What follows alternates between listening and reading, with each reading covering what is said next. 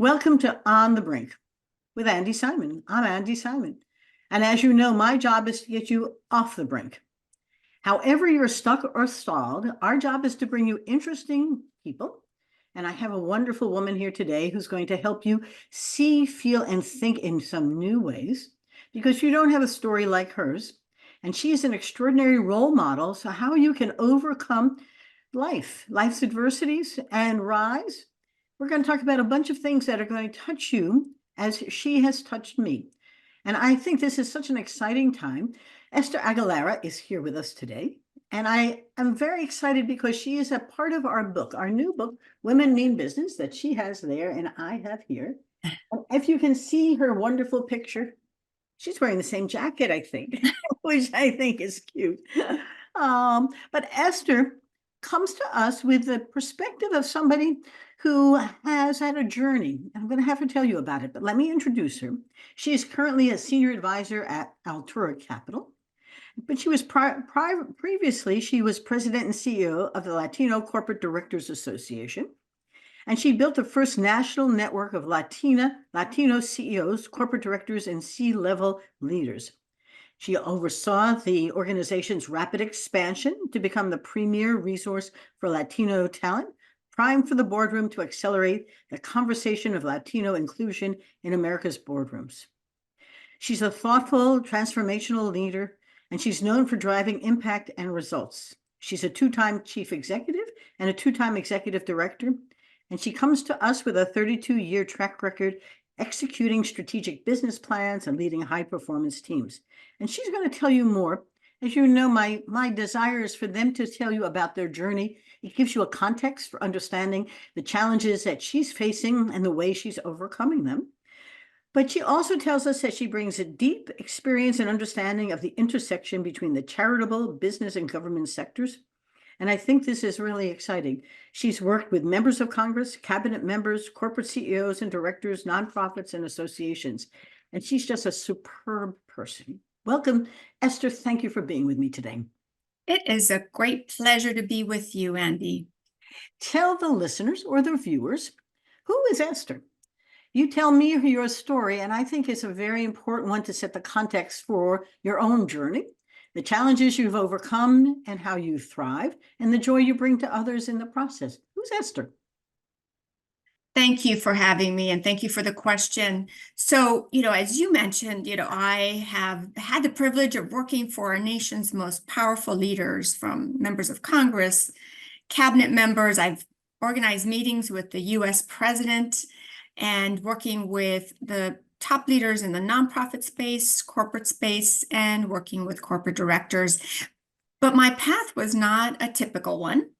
My family moved to the U.S. from Mexico when I was 4 years old, so I'm an immigrant. We were actually undocumented when we first came. It's a long story, but needless to say, I'm a proud daughter of a landscape laborer and a garment worker. So we had very humble upbringing, but we clearly strived to do our best and contribute and get a good education, which is what landed me in college. And also, I studied I studied public policy. It's not something that, growing up, I would have ever saw myself doing it. I didn't even know what it was.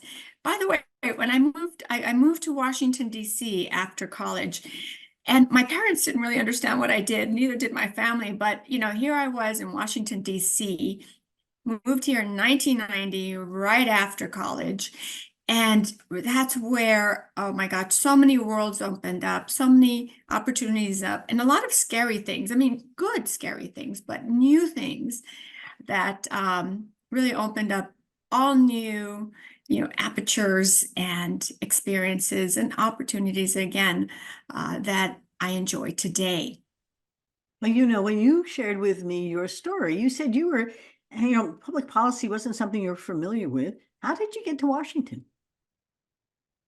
Well, I was very, very lucky. I had a professor. Well, first I was visiting Washington, D.C., and I had a professor who I contacted, and I said, "Hey, I'm in the nation's capital." And he said, "Well, you need to meet with some of the premier organizations, and he made some connections for me that I was literally just planning to have some informational meetings and then travel back to California to start looking for a job. And, I took the plunge. I had some great meetings with the organization was the National Council of La Raza, which is the premier, today is known as Latinos US. And it's a public policy organization.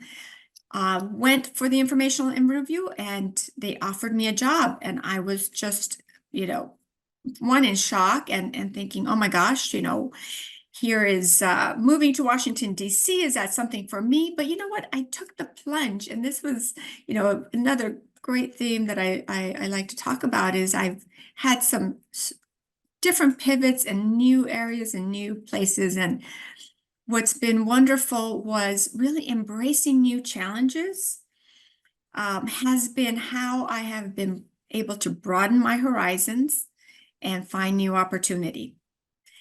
Yes, go ahead. Okay. But it's interesting because as we think about it, your intention wasn't to come to Washington to get a job. It was to go discover. You were curious. You're an explorer. And you really didn't know what the possibilities were. It was an interesting opportunity for you to land something unexpectedly that has turned into a whole career trajectory for you. And I have a hunch several times during your career, things sort of popped and you went, oh, that could be interesting. Where did your career go from that first destination? Well, I was lucky to land a job on Capitol Hill. I worked in the U.S. Congress and became the executive director of the Congressional Hispanic Caucus. This was, I have had leadership roles since my mid-20s. So you kind of, that's what I love about Capitol Hill is you get great opportunities early and, you are contributing a great deal. And so, that came about also with mentors who put my name in the hat and said, hey, I think Esther would be a great candidate for this because when I was already working on the Hill, when they asked me, is this something you're interested in? The things went through my mind of doubting like, oh, am I ready for this? There's such a big challenge, such a big role, but I raised my hand and said, yes, I will, take on the challenge and contribute everything I've got. Well, it's interesting because that's one of your 5 wisdoms. Raise your hand and put yourself out there for new opportunities.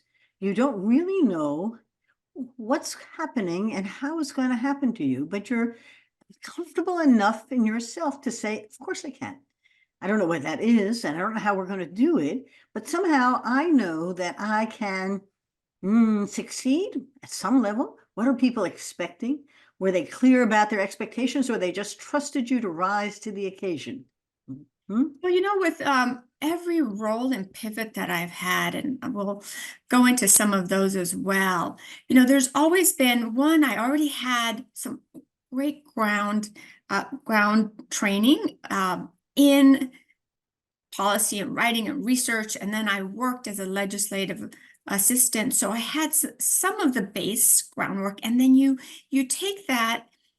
And the important thing, what I tell young people is don't go into your next role because you meet 100% of the experience and expectations. You look at a job description and, you want to have space to grow, but you've got the foundation and you take that and you build on it. That's okay to ask for help. It's okay to feel vulnerable to say, hey, I can do 50, 60% of this, and I'm going to need some guidance. I can do the rest with that guidance. And it's important to feel that you can be both honest with yourself and know that you can do it. Don't let that hold you back. Well, I couldn't agree more. We can compare career tracks, but it is interesting listening to you. People talk today about needing mentors or sponsors. I never had any. Did you have them along your journey? Well, when we talk about sponsors, these are people who put your name in the hat for you. And so yes, I did. I mean, my professor who first said, hey, I'm going to make this introduction. And then, of course, you step right in. I had a member of Congress put my name in the hat, another, mentor of mine, a male mentor who said, this is someone who could take on that role. So that I think they saw something in me that I probably wouldn't have raised my hand. Yeah. So those sponsorships are so important. And then, of course, down the line. Well, it's interesting because you didn't even go looking for them to sponsor you or mentor you. You just were good at what you were doing and kept showing up, curious, whatever the attributes were that they were looking for, and there were you. And that was really what's exciting about it is that you can be, you don't have to be intentionally groveling up that ladder. You can just be really good at what you do. People see it and then offer you something, and you say, I can do that. And then you rise. Yeah, Yeah. it's very exciting. I agree, but I also think it's important. There's so many lessons learned on the journeys that I'm an open book. I love to share, and that is, that while sponsorships are important, let's not rely on them, and make sure Yes. one, keep your resume circulating, and raise your hand. And oftentimes, making a transition is really tough sometimes, but keep your eyes and ears open. Keep opportunities open, even when you love what you're doing. Yes. It's okay. You're not, being disrespectful to your current employer. But, I think as you are inquisitive and want to grow, as I mentioned, I'm in the book, Women Mean Business, and my wisdoms have been around, again, be open to new opportunity, new frontiers, because that is how you learn and grow. So one of the things that you and I talked about was a theme. There are two themes that I want to make sure that we dig into. One is about where Latinos and Latinos are today. But the one just prior to that is that we mentioned the fact that you were the child of immigrants and you have led some of the most consequential organizations in the US. Did you bring a particular perspective that was extremely valuable? Were you just a young person coming out of college? I mean, how did you blend all of this so that you were you? Because I have a hunch those who were sponsoring you, mentoring you, saw something unique in how you saw the world. Something that you can share. Was that something you can reflect on? Some of my early areas of motivation was really looking at women and how, there was two standards for, what women can do versus men. And, I saw this growing up, and I always kind of fought against it or thought against it and say, why is there that difference? And that was one of the things that just kind of kept me going. But, at the end of the day, I was always very impact oriented. I always wanted to leave a mark and a contribution. And look, we all have superpowers, and I've gotten with the opportunities after working on Capitol Hill. I went to work at the Department of Energy, running the procurement office. And in that role, I came in to lead a team of federal employees and gave them real purpose. We reorganized the office and built a high-performing team that was very impactful and mission-driven. Wow. It was a little lost, but the Secretary of Energy put me in charge and says, I want you to fix this. And it's where I discovered some of my superpowers. Because I was given that opportunity. I already knew that I could, drive change on the legislative front. And I was thinking, how am I going to drive change here? And it's through people, and it's through leadership and promoting people for leadership. And so that role, I later went to run a large the Congressional Hispanic Caucus Institute, which is a internship fellowship organization for young people to get experience on Capitol Hill, I had, so many doors open to me since with my experience, I wanted to make sure others had that as well. And so this organization, I grew it from $4 million to $10 million. Wow. And at every stage, just transformed and built an even better solid foundation for the organization for the future.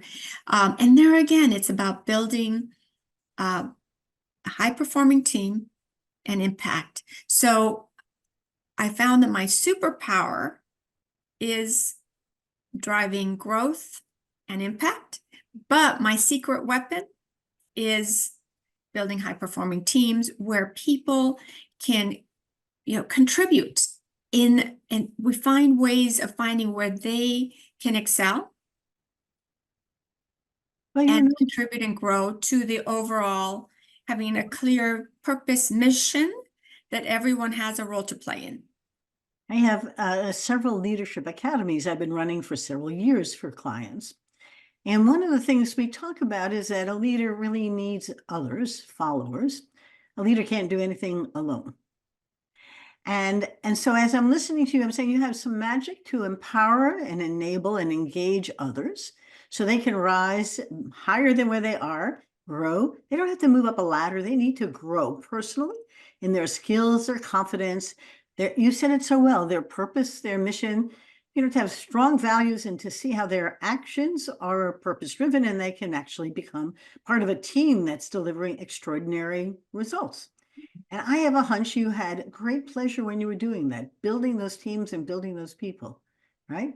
That really was, and again, that's when you find it's your superpower when you really enjoy doing it.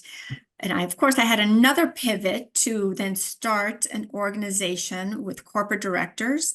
And we formed the Latino Corporate Directors Association. And that I was able to start from scratch and grow it tenfold to become the premier organization that really elevates, because it's so important to have leadership roles and to have decision-making roles and have a seat at the table. Yes. Because if you don't have a seat at the table, you don't matter. That's the bottom line. And so it's part of an important work that I'm really proud is now doing even more after having built a really, again, solid foundation, all of the pillars of that lead towards the impact and the team there to then take it on. Well, all of this then leads to the community. You and I spoke about how has the Latino community developed, grown? Where is it going? How do we get access to positions of power and equal pay for Latinas and Latinos so that the contribution, you've had a wonderful solo career, and now you're pulling along lots of others to be able to actually optimize their success as well. Share with us a little of your perspective. What do you see happening?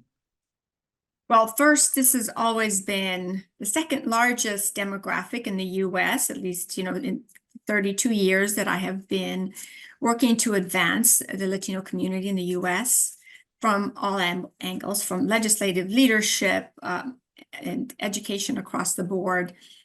And I have to say that it's, in the 90s, we were called, and even the 80s, the sleeping giant, because it was a large group, but still, was more behind the scenes. And I don't think we have advanced as much as we can and we need to. That's why I'm such a believer in having Latinas and Latinos in positions of power and authority, because you have to have both a bottom-up from grassroots kind of building to leadership as well, and have those important roles across the board, whether it's in government and whether it's in the private sector and the largest corporations of the country. And so that's an important ingredient, because today Latinos are 62 million Americans, close to 20% of the population, a GDP of nearly, 3.5 trillion, which is the same as a fifth largest country. Yes. It's massive. And yet we're still not in the positions of power. And we're still, especially Latinas are least paid. In fact, the pay gap is the lowest for Native American women and Latinas. Native American women win 51 cents to the dollar that men make in the same jobs, and Latinas are 54 cents. And then, other groups come in, and that hasn't changed much in the past 20 years. So there's still that huge gap. Mm-hmm. In the boardrooms, in corporate boardrooms, Latinas are the single group of any other women's group, any other demographic group, with the least amount of board seats and representation in that boardroom, Latinos and Latinas alike. And so, I think that's why, my philosophy here is that, and this is why we started the Latino Corporate Directors Association, is that you can't complain about an issue. You can't say, well, it's the search firms, it's this, and we keep hearing we can't find qualified Latinos for the boardroom. You have to point the finger this way and do something about it. So that's why, a group of pioneering corporate directors launched it and then brought me on board to build it. Because, we have to be the owners of our destiny. Yes. And we can't wait for others to solve these things. Yep. It is important to, it's easy to complain. And it's easier to sort of look at history. But I think you're already beginning to see some small steps, wins, to move the needle a little bit. Anything that you can share that is exciting to you? You want to share your superpowers so others feel that they can as well. Do you see opportunities opening up? You said we're still a sleeping giant. You do have a whole lot of people here in this country ready to do some really exciting things. What are you thinking? Oh my gosh, we have so much talent. Mm-hmm. In every sector and every industry, it's about really almost showcasing and lifting up the talent that's there so that we take away the narrative and excuse that we can't find them. They're right there. And so, that was, groundbreaking with Latino corporate directors. I'm also advising Alpha, which is the largest Latino professional association in the country, oldest and largest, 50 years, over 115,000 members around the country. And here is an organization that we already has so much membership and visibility within the community, but it's about letting others in other communities know here's where you can find the pipeline and the talent for anything you need, and lifting up and showcasing profiles and taking away again that narrative that there's plenty of talent, there's more to grow, and that there's that potential and talent there. And we're here to help make it easy for you to find it. I'm thinking about two situations. One I mentioned to you was a woman at Washington University when I spoke there on Women Mean Business, who had gotten a scholarship to a high-profile Latina woman who had gotten first college from her family. And she had gotten a wonderful scholarship to a very high-profile private school, and then had gotten into Washington University with a big scholarship and was very lonely. And I was, when we were talking, she says, I'm all alone.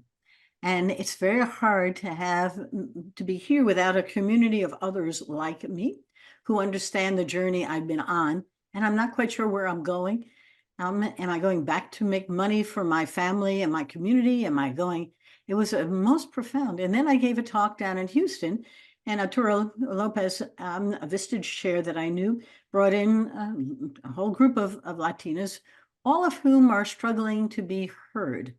And I think that the nature of both media and what we talk about, how we celebrate, where we get the positive superpowers and how we acknowledge, it needs something to boost it. And as you and I were talking about alpha and others, it's not a bad time to think through how to rally other Latinas to help build a network of mentors for others. She said, I don't even have a role model. I have no one. I've had no role model through most of my education, and I felt I was amazed at her boldness and her bravery. But I also knew that she was going to have to work hard to find some community to belong to, that she could lift herself up. So there's a real need. We're going to rise. We need to have others help us. And I've heard that so often from the folks like yourself in our book who said, if as I rise, I lift others. They basically can't do it without others. You know, that's why I said to you, who's your sponsor, who's your mentor, and how do I get help? And they're not even women; they were all guys. And so there's a real need out there. So now with Altura Capital, are you seeing things that are shareables? You're in the private equity world now. Yes, my latest pivot. What's exciting about my pivot to private equity was one, I've in every one of these paths, I have honed in more around my brand. And my brand has been, to really, lift up others. And the firm that I work with, first of all, is Latina-led, Latina founder, CEO, private equity. Her name is Monica Mantilla.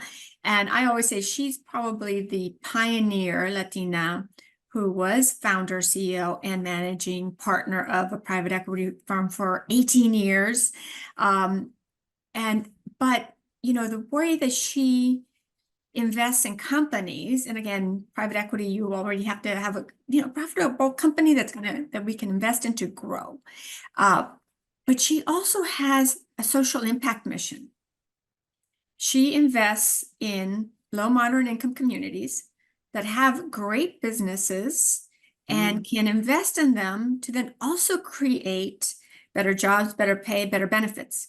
And they track that impact. So here you have a firm that's not only, creating value for shareholders, for investors, and for the company, but also an impact in community. That is my brand. So I always have to feel really strong and passionate about what I'm pushing, what I'm driving, and who I'm working with and for. And so I found each step of the way, has always been that for me. And so I always tell folks, find what drives you, what kind of team and environment do you want to be part of, but also how do you help create that team and environment? Because we're all players in it. Developing high-performing teams means that everyone brings something to the table, and you want to harness it, and you want to continue to nurture it, to continue to produce even more, because you feel part of that mission and drive of what we're all achieving together. You're a real multiplier, aren't you? It isn't enough for you to have a job and to do things. It's only really good as if I have a team, however big that might be, who also are empowered and engaged to multiply and do more together and better. This is really exciting. But it wasn't always, and something you and I talked about as well, wasn't an easy journey, right? Yeah. Big part was, I've been thinking a lot about, the imposter syndrome. And early in my career, oh my gosh, there were really, two big things to overcome. One is, here is an immigrant working in the U.S. Capitol. What am I doing here? And someone is going to expose me, right? I found that, in fact, I don't like the term imposter syndrome.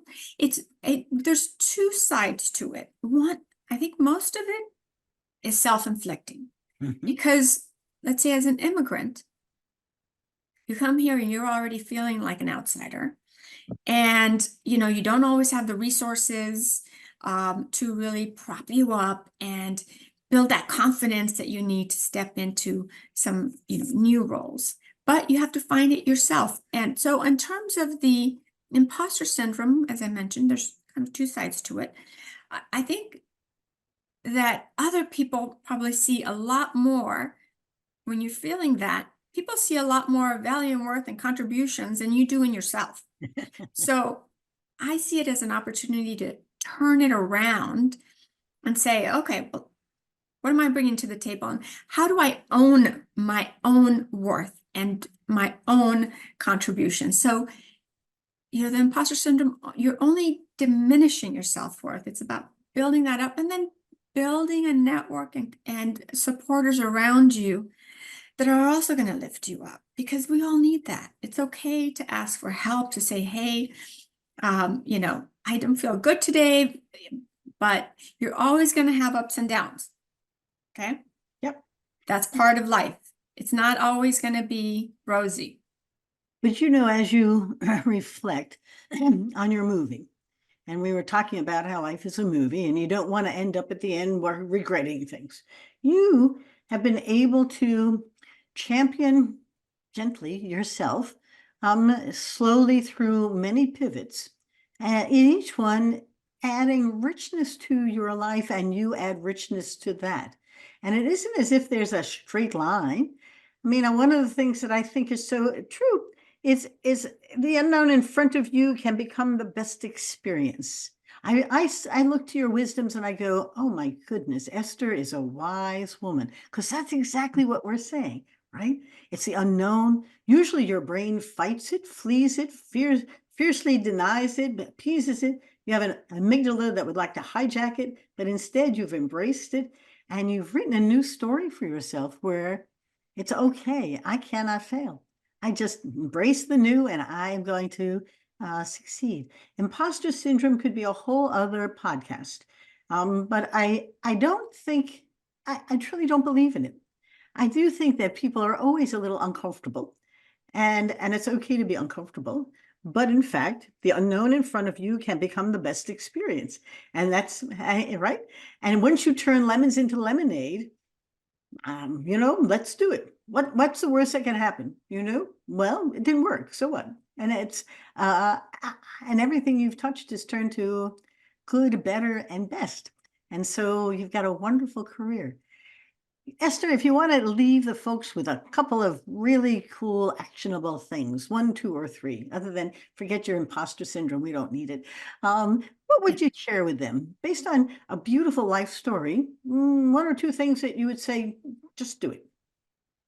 Well, certainly one, build that board for yourself around you, that and that group of friends, both peers and a network, that you could be there for them, they're there for you.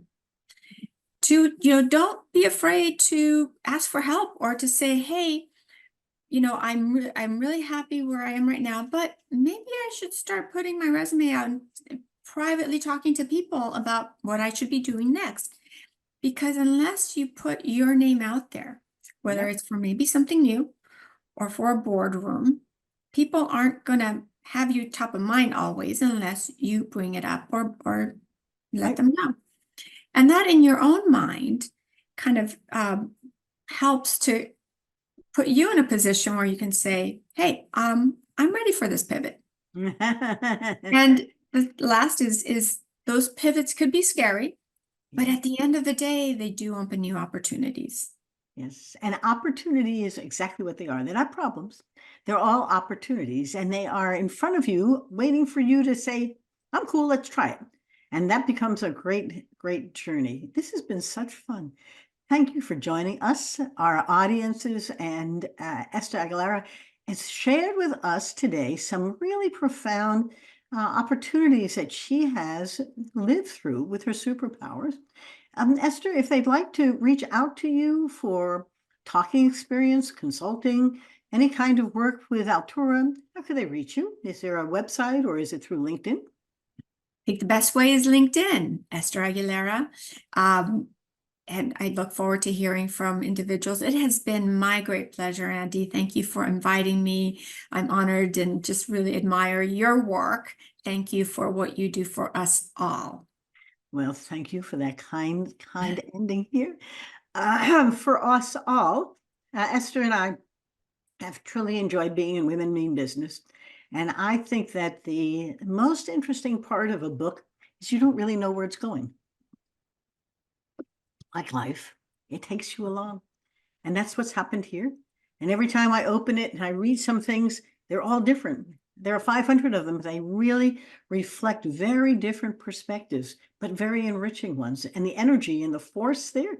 So when you read Esther's, you're going to say, of course, the opportunities are here. Who's stopping me except me?